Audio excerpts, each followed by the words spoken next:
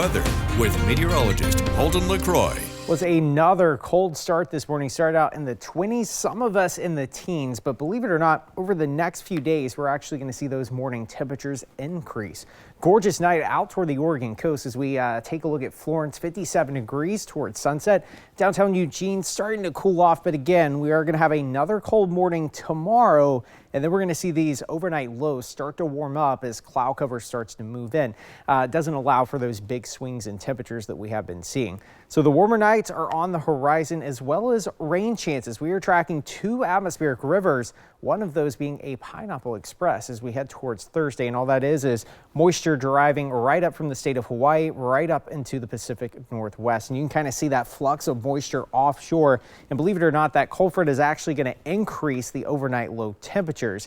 We're kind of locked in this omega block right now. Looks like the Greek symbol omega, kind of located right over the Pacific Northwest. What this high pressure does is act like a bubble, forcing any rain chances up and over us.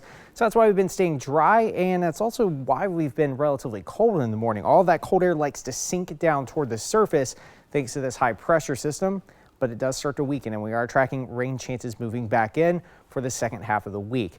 Not the case tomorrow, though. Still a very cold start. Again, in the 20s. By the afternoon, though, we're in the 50s, even mid-60s out toward the Oregon coast. We're going to flash forward toward Halloween night, and you can see overcast skies across the region, but we're not going to be dealing with rain chances. Those are going to hold off really until the start of November, and even November 1st, it looks like it's going to hold off until the overnight hours, but Halloween looks like more of a treat out there. Don't even really need the jackets over the costumes this year. 40s or 50s, mostly cloudy skies, almost perfect conditions for Halloween night, so definitely looks like a treat as we head towards Halloween. Now, as far as our pattern's concerned, you can see the omega block right now kind of forcing our rain chances up and over us, acting like a shield right over the Pacific Northwest, but that starts to break down as we head toward the latter part of the week. You can see this area of low pressure kind of building in the Gulf of Alaska, and what that's going to do is aim our jet stream right over us, kind of wedged between this low pressure system and high pressure system off toward the southwest. So that's going to drive a lot of that moisture out of the tropics right up into the Pacific Northwest.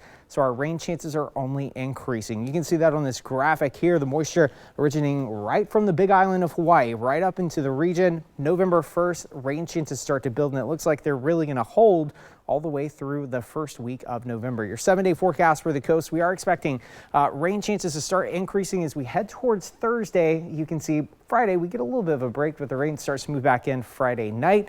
Temperature is going to be in the 60s across the region. Areas of Roseburg, 65 degrees Monday afternoon. Rain moving back in Wednesday night and into Thursday. Going to be a breezy day as well. Overnight temperatures warming back up into the 50s. The Cascade passes, high snow levels. We're not dealing with snow until next weekend. It looks like snow levels around 8,000 feet. Overnight temperatures in the 30s, and across the Willamette Valley, we are expecting rain to return. Looks like it's going to be a wet and breezy day as Oregon takes on Cal next Saturday.